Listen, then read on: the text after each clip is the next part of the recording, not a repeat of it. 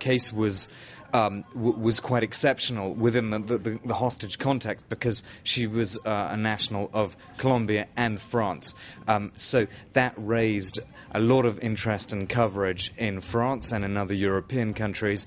And as we've been hearing from our guests this evening, she was also extremely well known in Colombia, that she had this sort of crusading bent to try to clean up the Colombian political system. So she was sort of an exception in that sense. But it's also true that she got a lot of publicity because people like Arnaud Bourget were on the case all the time. They were setting up awareness events and so forth. At times people said that this publicity actually hurt her more than helped. Well, it's interesting to contrast the treatment of Bétancourt to that of the American contractors. It's not a coincidence that we heard very little about the American contractors.